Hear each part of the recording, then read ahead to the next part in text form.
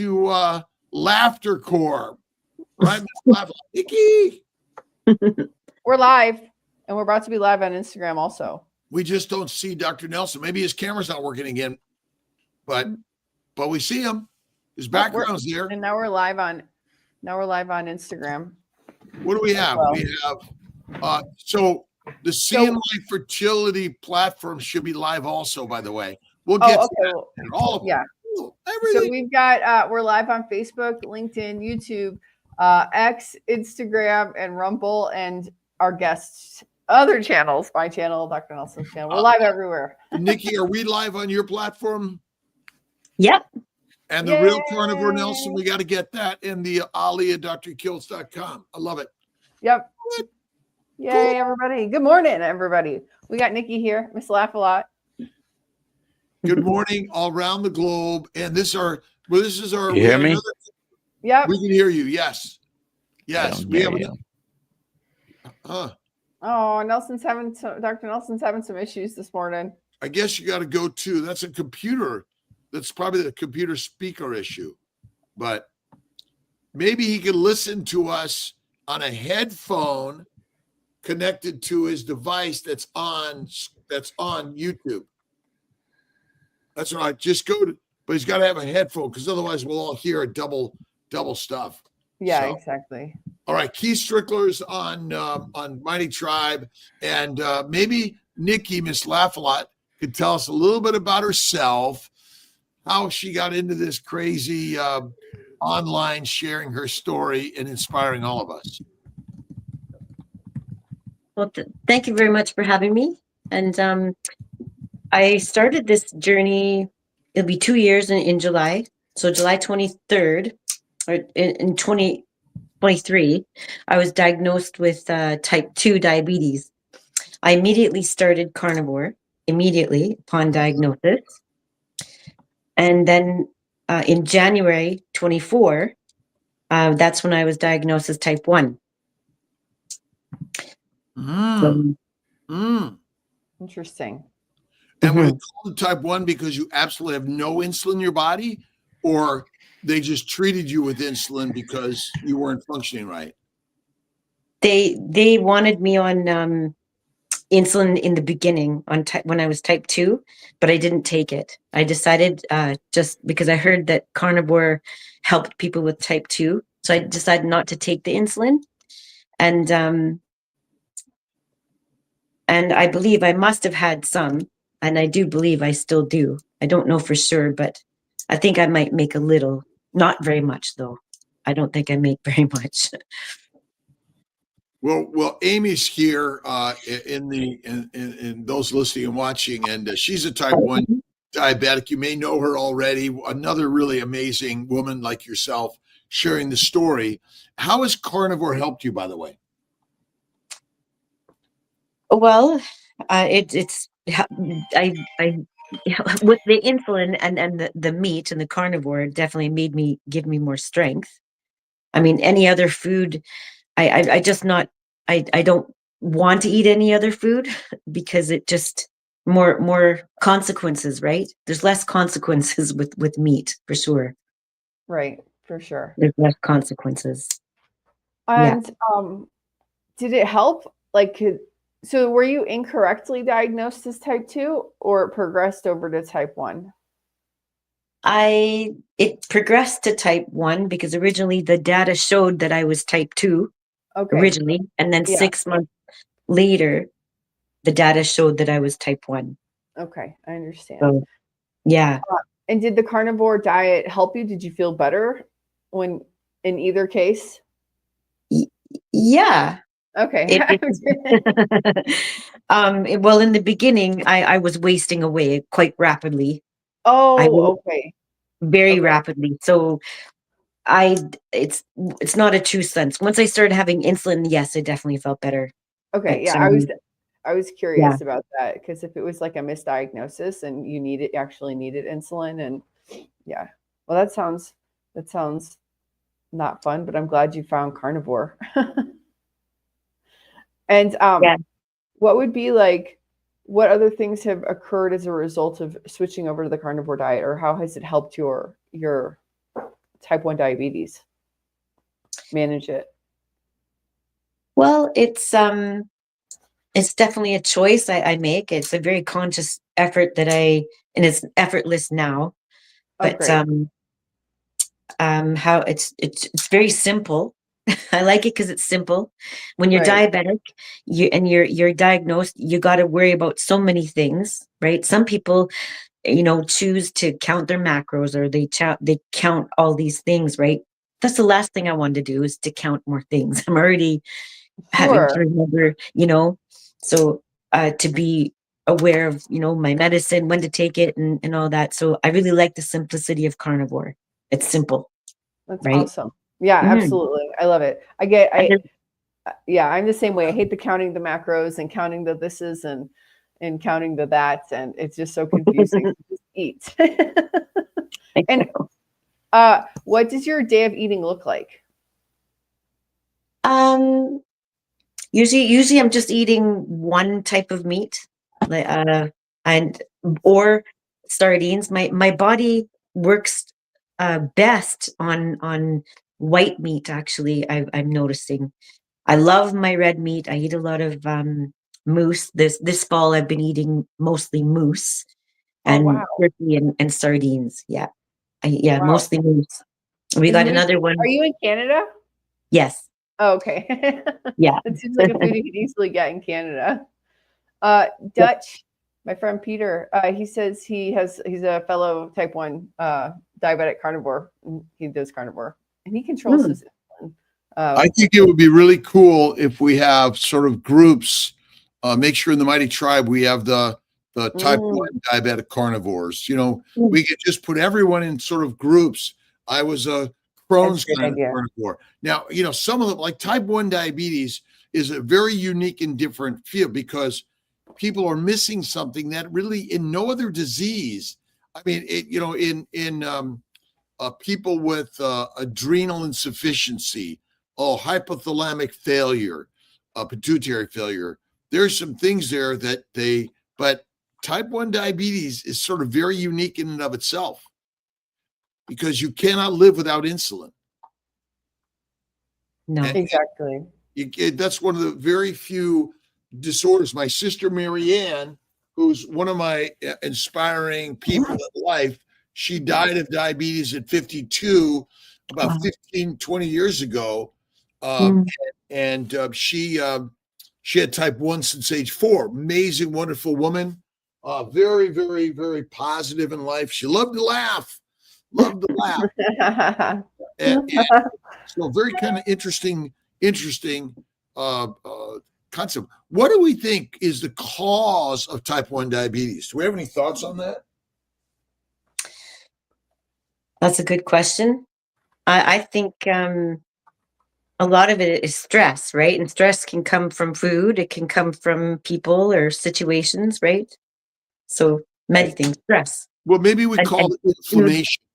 Yeah, inflammation. Yeah, inflammation. Inflammation causes stress on the cell.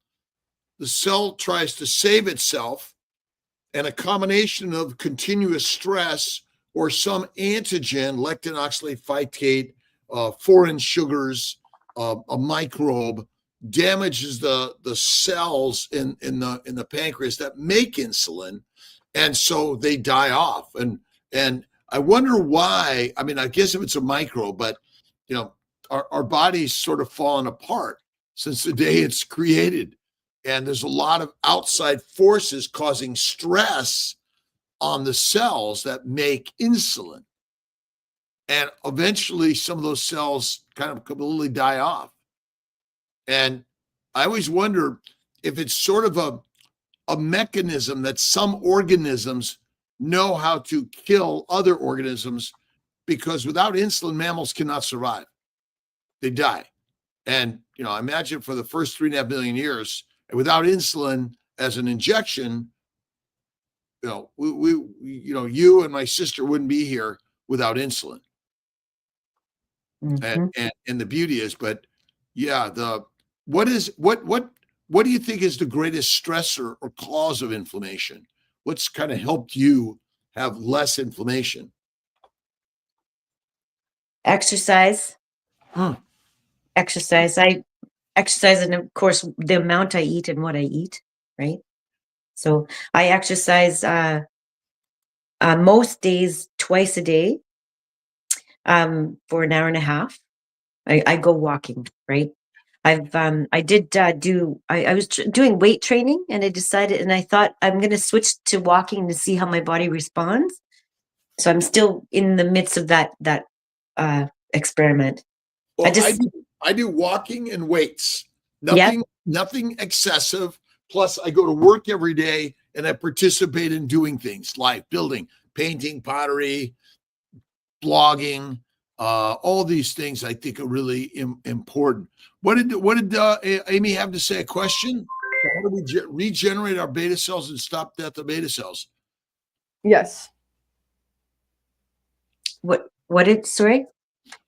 How do we regenerate our beta cells and stop the death of beta cells? Essentially, yeah. So the question. I mean, if you have a limited number of beta cells, and unlike liver regenerates. I don't know if pancreatic and beta cells regenerate, even if they've been reduced in their number and quality and function. But once they're gone, I don't know that we've seen that. I haven't seen it. But remember, everyone's continuously stressing their bodies by excess plants, the wrong plants, low-fat diets, and an environment that stimulates more microbial growth that may attack our cells, especially our beta cells. Have you heard of any stories of anyone regenerating and insulin coming back? I haven't heard about that, but I know somebody at my gym, and I'm going to find out who this is. But apparently, her brother has success with beta cell transplants. Well, right. So yeah, he's had transplanting beta cells, is so that's a very interesting technique that I haven't seen yet. But since we know we can transplant organs and cells, I guess the question is, where do you transplant them? That's a really good question. I don't know. And so my question to you is, where are they all made? Because it's just not in the pancreas. They're the beta cells are made elsewhere. That's what I heard. Well, yeah. I mean, we know that pancreatic islet cells are critical for. I mean, the pancreas is a critical organ. Without it, you can't live. And Right. if they're digestive enzymes, and insulin, I believe, is a digestive enzyme because it's only really required if you eat food. If you don't eat food, you don't need it. Or if you do IV glucose or you give IV food and things like that. But I don't know. I've got to dig deeper into this. Maybe Amy knows some of this stuff. I'm just a baby. I don't know. I'm still learning. Maybe Dr. I don't know. Do we have Dr. Nelson live yet? Yes, I'm here. Hi, Dr. Nelson. Good morning.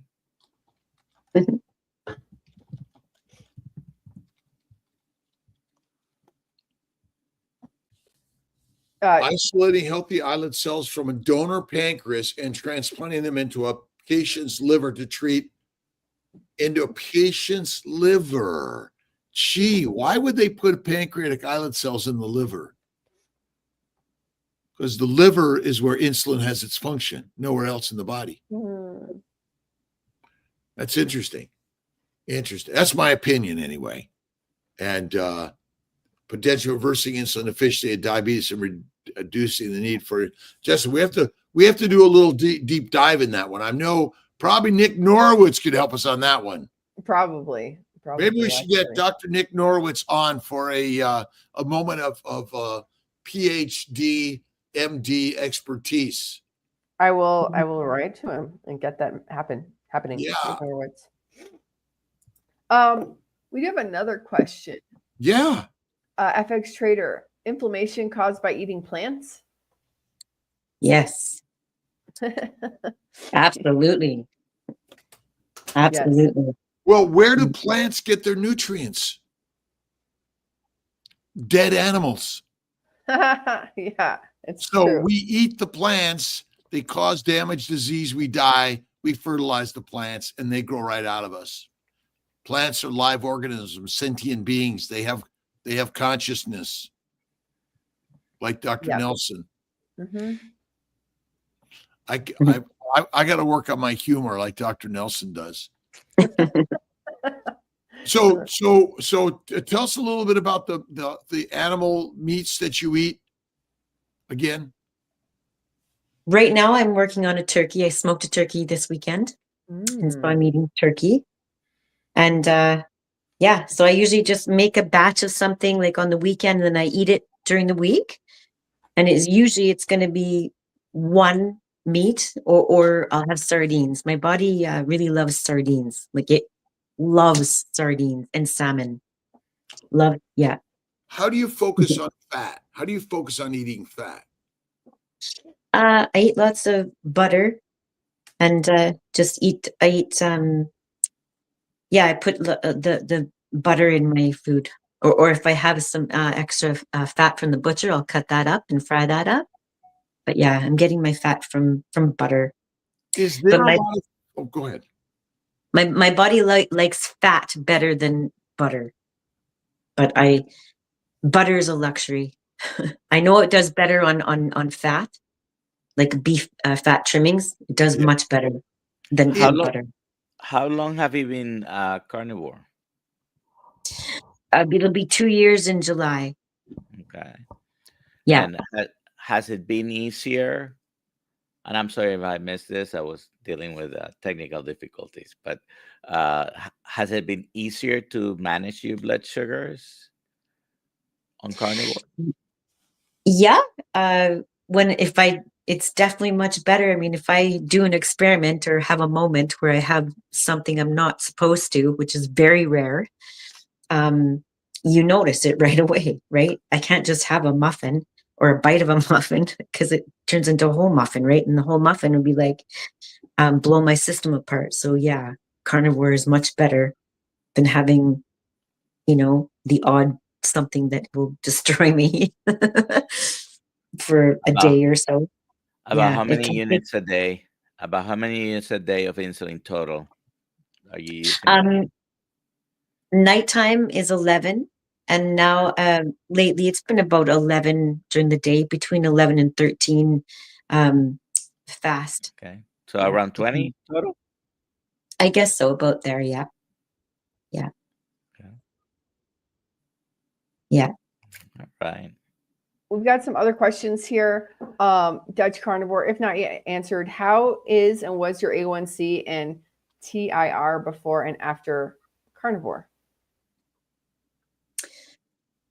I brought it down in the very beginning. It was very high. I think it was at a 14 something, and I haven't gotten it lately. But lately, right in August, it was at a 14 point something, and then in October, I really hit it hard, and I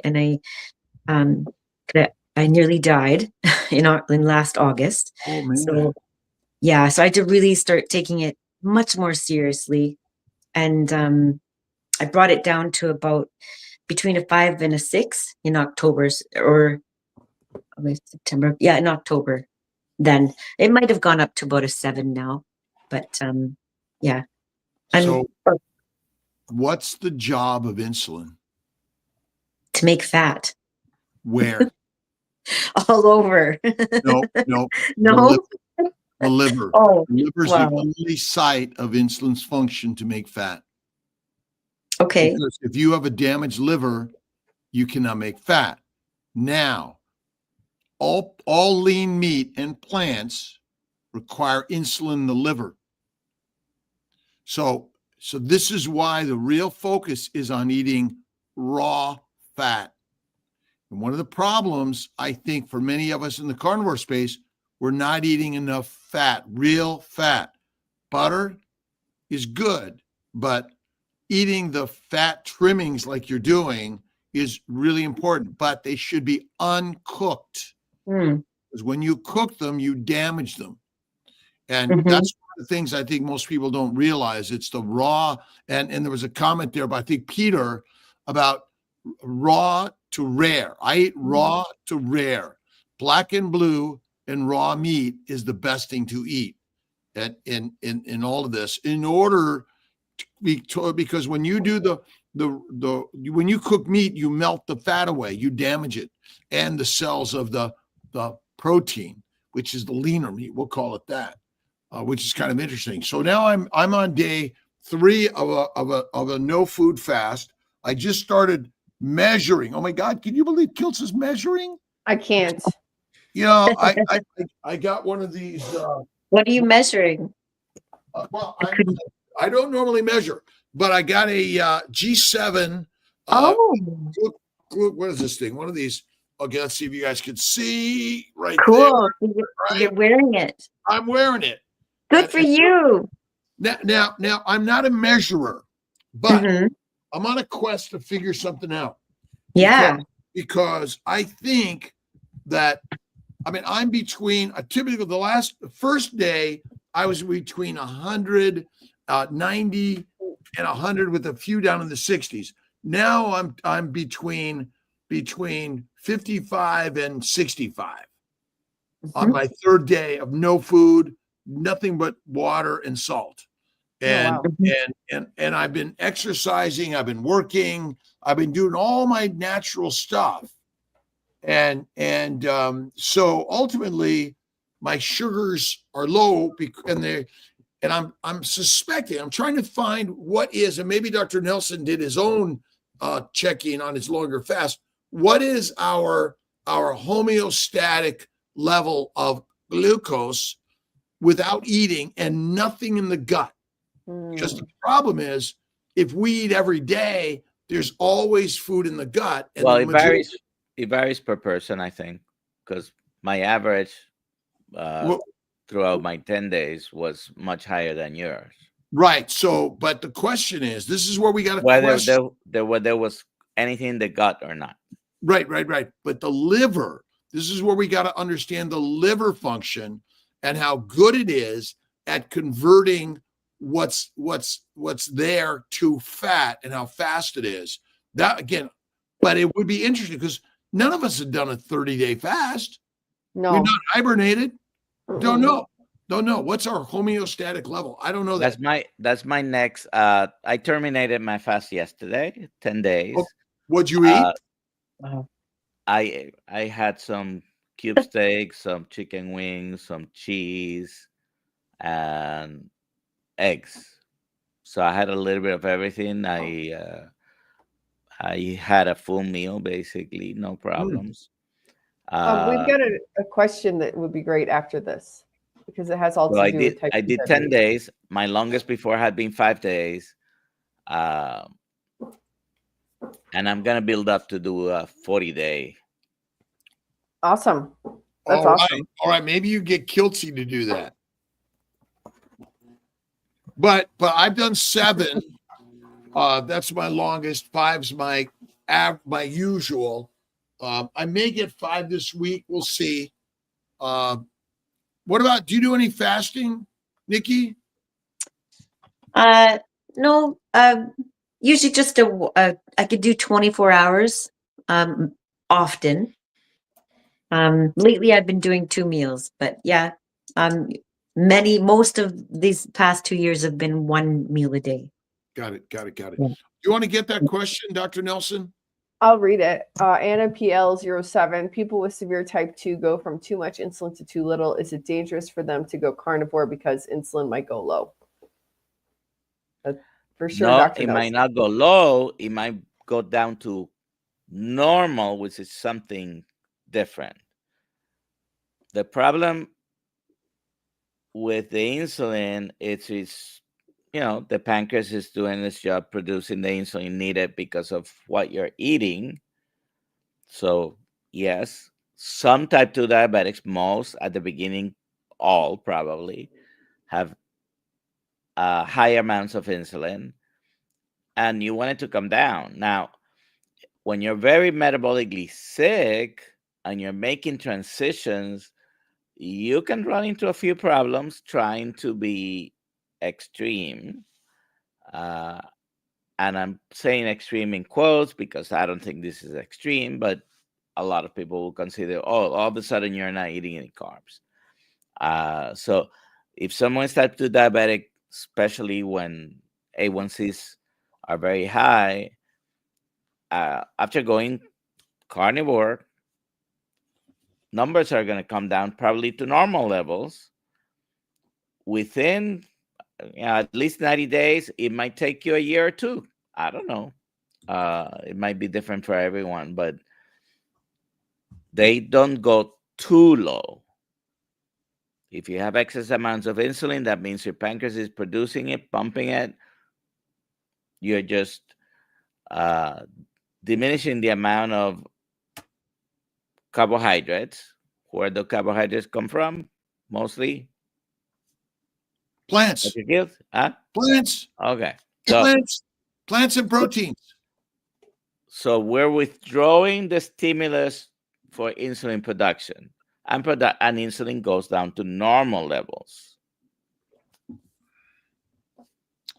And so is insulin the problem? No, or is our diet the problem? No, it's not the problem. Is our diet the problem? It is our diet the problem. I mean, our standard diet in the world is the problem, right? Yeah. And so, is it simply we're eating the wrong diet for a human animal? Is that our problem, or we're eating the wrong way also? Yep. I've been looking at this idea. The kings, queens, the dictators of the world who have controlled the world for all humanity.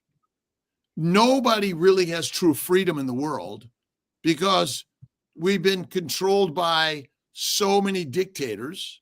We are the peasants, prisoners, slaves, and soldiers. And so is it different today in the people who are controlling the message and controlling the food, telling us what to eat? And I don't know, Ms. Laflot, if you could talk about that.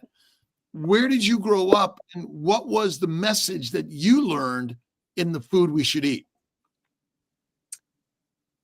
Good question. I grew up on a farm. And so I grew up on a farm in Alberta, and just southwest of Edmonton. And so I grew up learning that food was available. Not like I knew where it was, where it came from. I was out butchering chickens and feeding the cows, feeding the llamas, and so that's where I learned about food. So how old were you when you were diagnosed with type 1 diabetes? I was 47. Okay. 47, yeah. And when did you find carnivore? When I was 47. So Tammy Peterson grew up in a similar environment, if you've heard her story.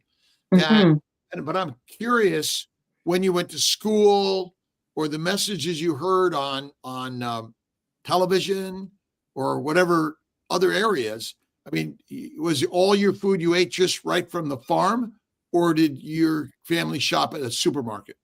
Oh, we shopped at the supermarket. But my mom basically fed us farm stuff. Like she'd give us pasta and potatoes and stuff like that. So, but yeah, that's what we ate. Yeah. And I wonder, in our ancient times where we really focused, I mean, the farming is agrarian, and basically it's all part of our religious upbringing, that we were controlled with a message, and you got to do it right. And we all we conformed. Are we basically all conforming to what they tell us? And then we're all working to get along with a similar story. We're going to drink sodas and alcohols and eat all the pizza, pasta, bread, and salad and things like that. And none of us ever realized that those things were causing our migraines, depression, anxiety, bowel problems, reproductive problems. And ultimately, my sister gets diabetes. You got diabetes from the same problem. Dr. Nelson got type 2 diabetes, and he also got a stroke and a foreign accent. You're working on it, Dr. Kiltz. I'm working today. Other questions coming in from those out on our comments. We got another question here. Terry Sue, Miss Lafayette, you eat one meat a week. Do you notice energy difference on beef week compared to poultry or pork week? I would have to say turkey. I think turkey and salmon and sardines would be the big ones for me. I eat red meat, but it's yeah. I'm still doing the research, but I do believe it's the turkey that makes me feel a bit better. And how much insulin do you take a day? 11 at night.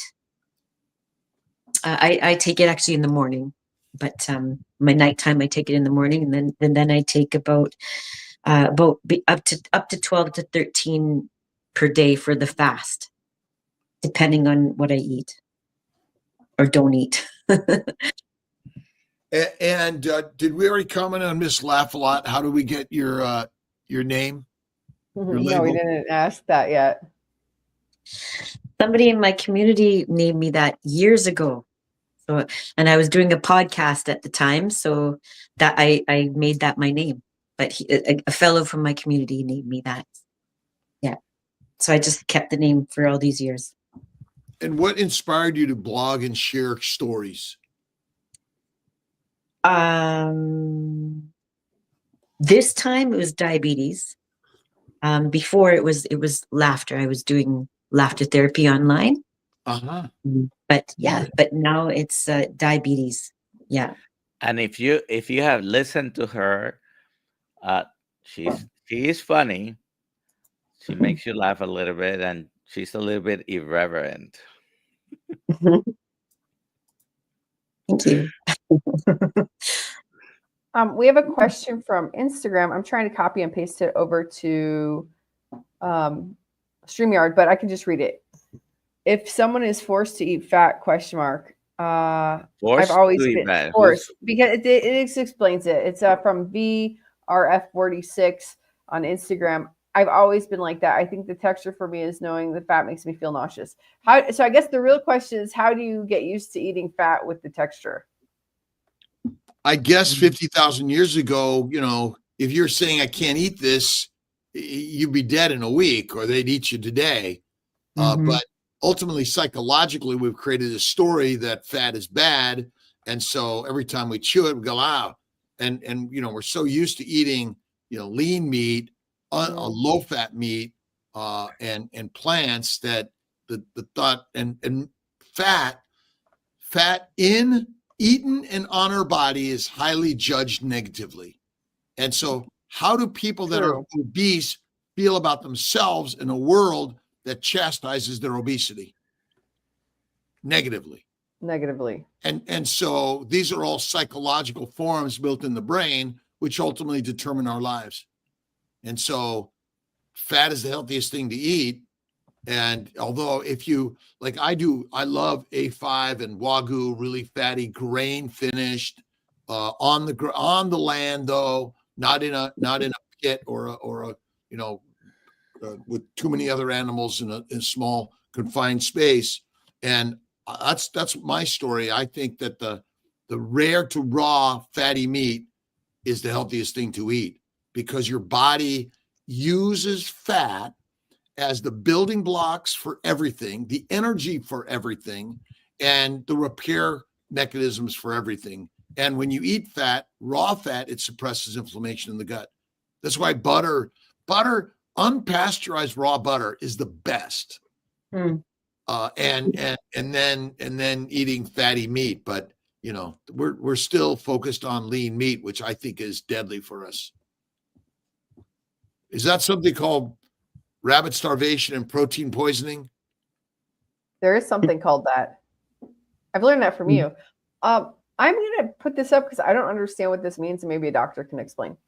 Carnivore cap cut brand. I really think all carnivores should definitely prioritize supplementing with some sort of citrate work, cut down calcium blood levels, causing heart stress. Can you break that down for me, Dr. Nelson? I don't understand that. I don't know exactly what Brad is talking about, so no, I don't understand it the way. Oh, okay. Okay, so And supplementing. Dr. Nelson, what do you think about supplements in a full-on carnivore fatty meat, organ meat? If you're eating the most nutritiously dense food, you probably will not need any supplements. Now, you can make an argument about using supplements as medicines for basically certain deficiency conditions that have been found in someone, but in general, when you thousands of years ago, where would they go to get their supplements, Dr. Kiltz? They go to the cow. Yeah. They drink the blood. I mean, blood and beef, best, right? Fatty meat, drink the blood. And how many animals sucked on the breast of how many humans went around sucking the breast of a cow or a goat, right? It ain't going to let you do that. But I think that also, go ahead. I would sorry. The some of the premise in the question is the intention to lower calcium in your blood. Your calcium in your blood is extremely well regulated. I mean, very tightly regulated. So I don't understand the premises. So sorry about that, Brad. Terry Sue, I believe people supplement because it's pounded into us that our soil is depleted. Possibly. Well, yeah. So, yeah, it is. The soil's depleted. The plants grow. The animals eat them. Does that mean the meat we eat is depleted of the minerals and vitamins that our body needs? I guess I don't know that answer for sure. And I personally do take some magnesium because I have found that if I don't do that, I'm getting a lot of cramps. So I'm using it for a problem. I try to make a point to have salt, potassium, sodium, potassium. I'm not wait. totally against supplements. You mean you have problems? And is it healed with what you're doing? Of course, we all have problems. Mine is still sleeping. Yeah.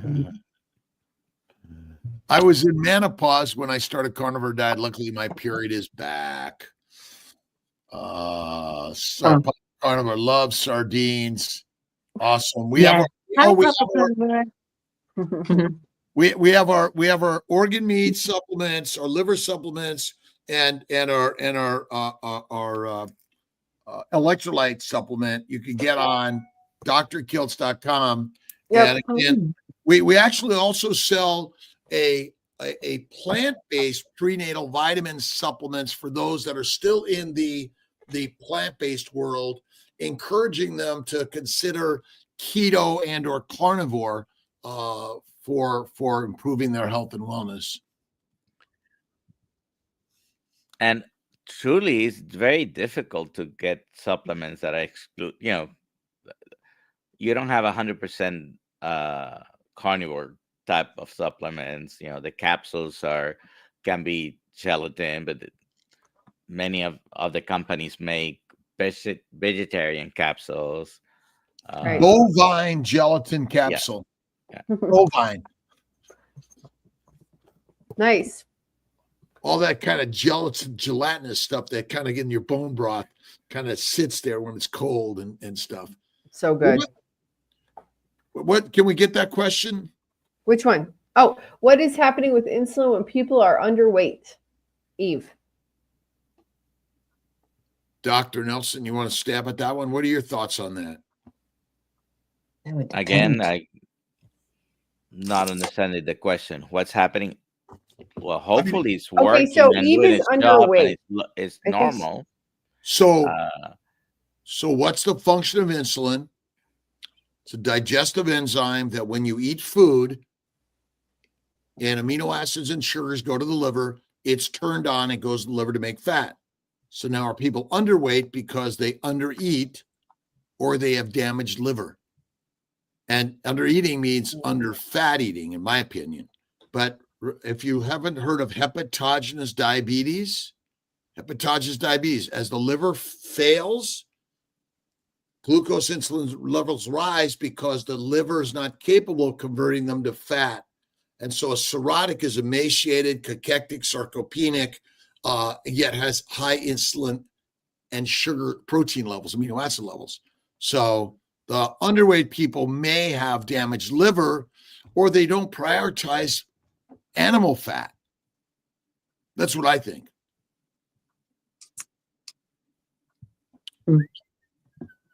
Okay. Any other questions here? Let's see. Oh, this is for Dr. Nelson. Did you feel okay every day of your 10-day fast? first couple of days were a little bit rougher. I mean, I didn't have any extraordinary bad symptoms, but first days, maybe the second day was a little bit challenging.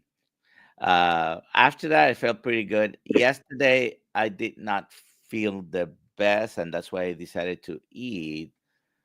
But it was nothing major, just not not the same as before. I said, okay, well, I've gone 10 days, which is twice as much as I've done before. Yeah. And then I had cooked, I worked. So all throughout, by the way, I may have cooked for some other members of the family, and it was okay. But Yeah.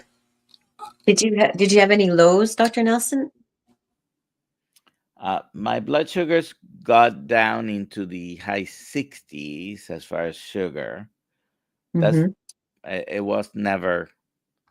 A couple of years ago, when I was for several weeks fasting 3 or 4 days a week, and I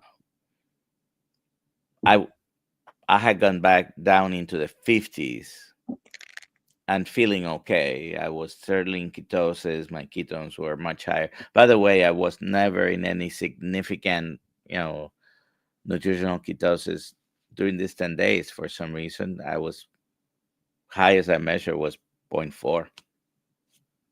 I wasn't constantly measuring. Like I had not measured at all until the other day. Some people asked me to measure while I was live. So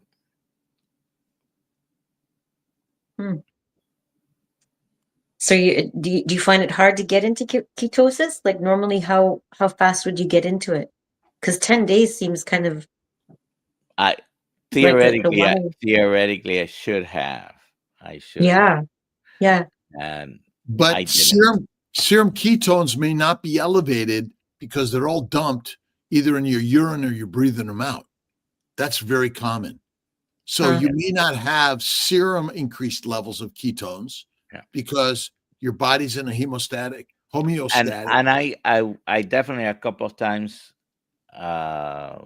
maybe on the second or third day, did have a little bit of a ketone breath that I could feel it myself. I didn't check it at the time. I wasn't trying to track, but I had a CGM, so I did know what my blood sugars were more or less. But and I do have ketone strips for the year, and I didn't use them either. I was not trying to track. I'm not a tracker either, but I'm having fun with it. Go ahead, Nikki. How are you feeling today after I'm your feeling fast? good. Yeah, no, I'm You feeling feeling good. good? Yeah. Good. On all my fasts, I've always felt great. and I'm 3 days in now, nothing. I feel great. I have no cravings. My energy is fantastic. But as you practice this more, you build the strength of food freedom. And we're I don't like to use the word food addiction. I always like to say that I am capable of eating whatever I desire, and what I desire is meat. And I say I eat one meal a day, and I sort of always talk about the fasting times. I think it's just food freedom. That's one of the greatest things. And as you practice it, you feel better. Louis, I get Right. that I know question? Oh, go I ahead. normally eat once a day as well. So I had my meal, uh, but I went to bed very early last night. That was yesterday. I felt a lot more tired, maybe than I usually do. I went to bed very early, and but I'm feeling good today. Lewis, I woke up overnight with acid reflux. This is very uncommon for me. I last ate 5 hours before going to bed. What can I do today to remedy the situation? Well, it can happen. Now, in general, I mean, putting space between the eating and the going to bed, if that's a regular problem for you, that's a good idea, and you have done it. But you can still, once in a while, get reflux, even if,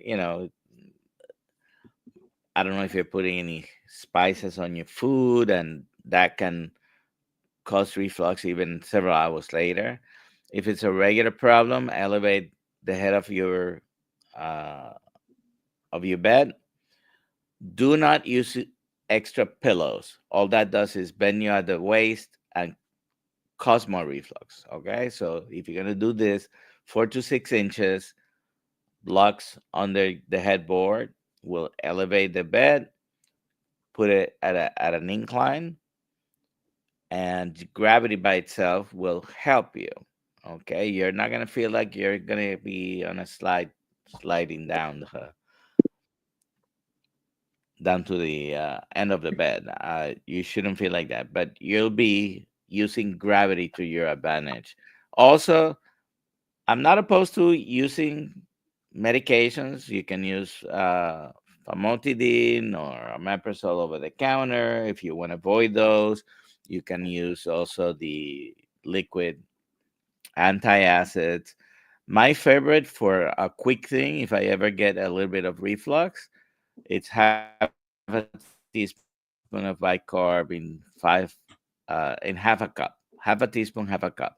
Half a Water. teaspoon baking soda, sodium bicarbonate in water, 4 ounces. Mix it in well and drink it. That Some people should may have a. develop. I'm sorry. No, I'm saying that some people may have developed a hiatal hernia, and they should get that checked if on a fatty meat fasting diet, one meal a day, I because I I have a hiatal hernia. I was diagnosed in my teens or my 20s with imaging, so I do have it. It's not, it used to be a common diagnosis doctors would give patients without doing any imaging, but I have a moderate size hiatal hernia, so uh, that will anatomically, give you some reflux. It could be if it's large enough, it can be fixed. You yes, don't, just because you have one doesn't mean you have to have it fixed, but that will predispose you to having reflux, GERD, right, right. and it has nothing to do with the food itself. It's just you you have a physical difference. We could say physical anomaly, but physical Anatomic, difference yeah. anatomically, and it might predispose you. But as far as what to do immediately, there's some quick remedies you can Can I use. Some toss them people, out there? Can I toss them out there? Some quick remedies. sure. Uh, little apple cider vinegar water, and or funny, it seems counterintuitive to put acid in your stomach to stop acid reflux, but it also works. Like stomach acid supplements, betaine hydrochloride, those things stop acid reflux. It's the exact opposite of what Dr. Nelson just said, but you got to see what works for you. No, but No, no, I it's think not the it's me. opposite. Those Because the things baking are soda, not the baking not soda, as right? acid as your stomach is. Oh, They okay. all change the pH. Mhm. They all bring the pH higher because apple cider Mm. vinegar is higher Let, than your stomach pH. let Oh, me okay. let me just speak a few people from Kilt's Mighty Tribe since they're not on your space. Sure. We got Diane Smith. She hadn't been here in a while. She's been carnivore almost 12 months now. I feel amazing. Tremendous energy. No more brain fog. She has much clarity. Vertigo, migraines, vestibular issues gone. Her and her husband are living this way and living their best life. And that was a little plug for Kiltz's book, Living Your Best Life, which we still have to plug in our new dietary stuff. I wrote this a while back, and just gratitude. And her doctor wants her to be on statins for high cholesterol. Doctor, could you comment on high cholesterol as a cause of disease? Well, cholesterol is not a disease, and if you listen to others in the carnivore space, you probably have heard many of them talk about it. The disease that we all dread and fear is atherosclerosis, and whether cholesterol causes atherosclerosis hasn't been conclusively proven. There might be some associated risk, and there are many studies that show has no effect. There are other studies that do not, and Are we have an studies 80-year history of blaming the cholesterol and is fat? Yeah. is not the cholesterol. And so ultimately, carbs cause cause heart disease, and cholesterol is just working to fix it and make it better. And I think the problem with science and standard science basically is propaganda. So I think what we're learning in the community of carnivores and ketovores, that people are healing all diseases on a carnivore ketovore lifestyle. Mhm. That's it. Would you agree, Nikki? Absolutely. It- 100%. I quit carbs 16 years ago. The bread, pasta, and rice, I quit them 16 years ago. Wonderful. So, yeah. Amazing, amazing, a amazing. very good book to read if you want to read or listen to the book on Audible or something like that. Is The Clot Thickens. The Clot Thickens Clock by thickens. Dr. Malcolm Kendrick. By The the way, clock. Alia, can we try to get Dr. Michael As Kendrick? Yeah, that would be really awesome. Yeah, send that to me. As the clot thickens, Malcolm Kendrick's awesome. Mhm. Just so I get the name right. I bet I'm writing it down. And Paul Flynn says, isn't our brain composed of fat, cholesterol? Your hormones are made of cholesterol. Your vitamin D is made from cholesterol. And so, my comment about the dictators of the world, they control the message.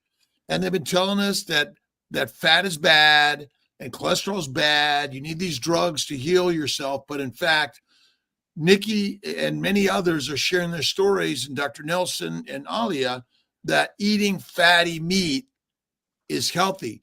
And if you're in the plant world, this is where vegetarians have it, because they eat eggs, butter, cream, and cheese. That's called quiche. And so, that's the healthiest thing you could eat. But plants are poisonous and cause all our diseases. The cholesterol and the medication is an interesting subject. If they were going to market the statins with real statistics, and I mean they use real statistics, but they manipulate the statistics. So one of the most sold statin in history, the package insert has the absolute risk increase in there. It's 1.1. However, they sell that statin as a 38% reduction in cardiovascular events.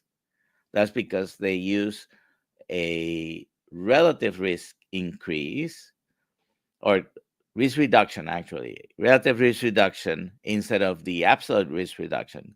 The 1.1 is the difference between the group with the medication that had a 1.9% incidence of cardiovascular events to the placebo group that had a 3% incidence of cardiovascular event.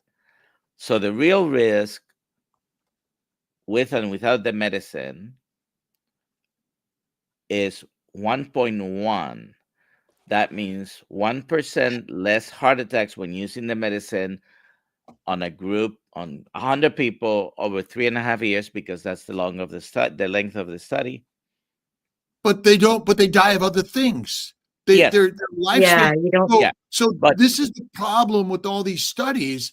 It's propaganda of profits, Yeah. and we cannot trust any of them. So, isn't that the biggest problem? So the difference that they make you believe, 38%, and that's the only number they market with that medication, when in reality is 1.1%. I think the statins, by the way, may not reduce the incidence of cardiovascular events because they're low in cholesterol. I think they may have some anti-inflammatory effect, and that's why they may be someone that has had a stroke or heart attack in the past, may be put on this medication for what they call secondary prevention. And their numbers might be better than primary prevention, which is for strokes and heart attacks is 2 to 4%. Anyways, But the simplicity. many of these medications may not have an effect on all-cause mortality, like Dr. Kills is talking about. The complicated. So, Nikki, what's your medical degree? Scientific degree? 0. Alia, what's your medical scientific degree? None. Dr. Nelson and I have scientific medical degrees, and basically we've been taught to talk in gobbledygook. And I was talking to a resident the other day about when they read, they do journal club, and they read these articles. They're mostly complicated, hard to understand. And wouldn't you agree, Dr. Nelson? I mean, all these numbers and statistics and things, we don't even have access to the real primary data. No. Oh, No. And then we find out that sometimes the conclusions were wrong because of biases, or there's a lot of problems with the studies. can we trust any of the studies? Can we? Who? So American Diabetic Association, Harvard. Whose studies should we absolutely trust 100%?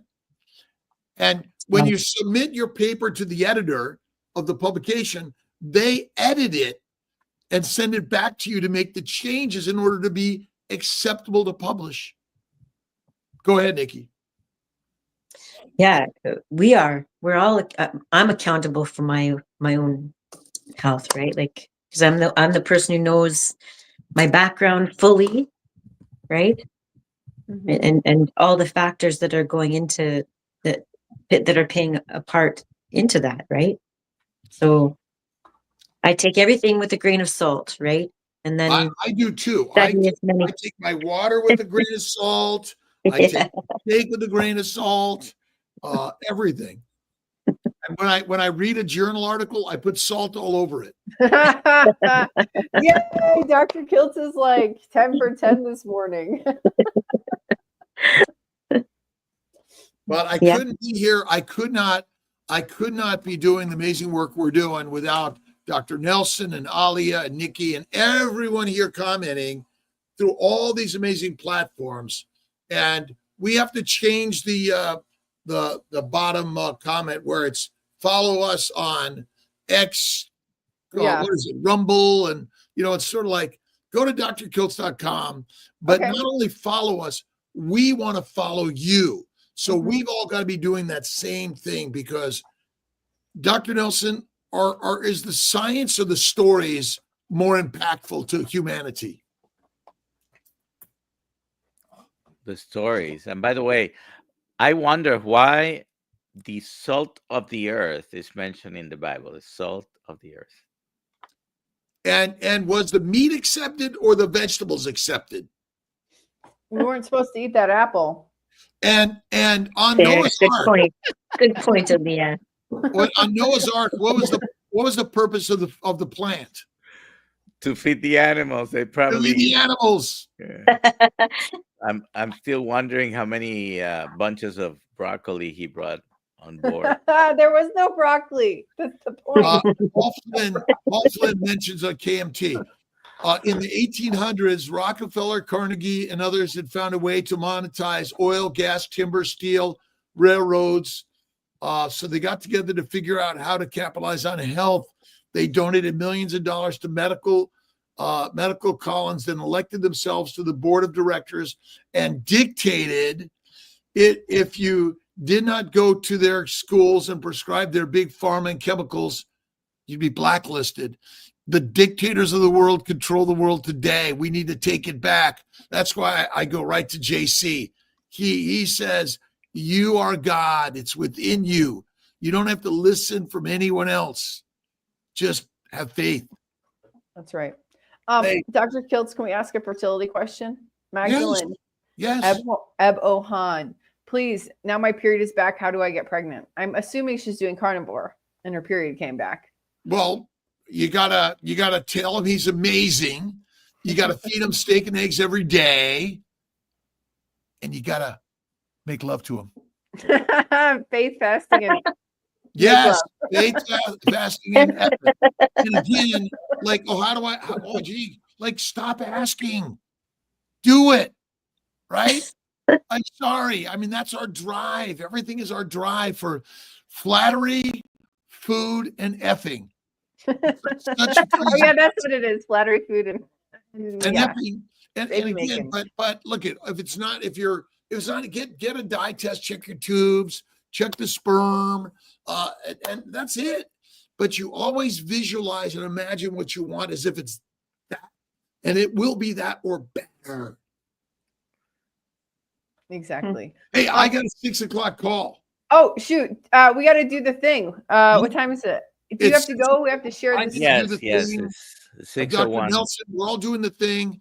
Okay. Nikki, first, where do people find Miss Laugh a Lot? You can find me on YouTube. That's where I'm active. Yeah. So Miss Laugh a Lot, and Miss Laugh a Lot is spelled MISSLAFALOT at YouTube. Awesome. Okay, let's do this. Okay, Dr. Kiltz, if you got to run, that's okay. We can wrap up, but here we go. You guys do that. Nice to meet you, Dr. Kiltz. Thank you so much for having me. We love you. Thank you. So grateful to what you're doing. To everyone else for being here. Grateful. Thank you to KMT also. Ryan Pasquale. Love you. Good job, Ryan Pasquale. Hey. I like Pasquale. I love that. Pasquale? It sounds more Italian. That is the Italian pronunciation. That's So Ryan, are you Italian or French? And I'm How do you say your Italian. name? Bye all. Bye. Bye. Bye, everybody. Nice to meet you too, Aaliyah and Dr. Nelson. Thank you so much. Pleasure to meet you both. Thank you so much. You meet too. you. I just had to toss my email in there for Ryan so he can get his t-shirt. Great. I guess we're done. Thank you, everybody. Have a great day, everybody. We do both tasties. We're done with the tasties. Are we Wednesday? I think we did. Wait. Oh, wait. 1, 2, 3, Today 4, was 5. the last We two? did a t-shirt today. I thought tasty was over yesterday. I thought yesterday was Wednesday. No, you said there were 2 more. Okay, Oh, we'll do them. shoot. We'll do them tomorrow. We'll do I the guess. tasties tomorrow. I did a t-shirt today. Sorry, everybody. That's why I did #Nikki. All right. Email Alia at drkiltz.com. Yeah, exactly. Okay, Have a bye. good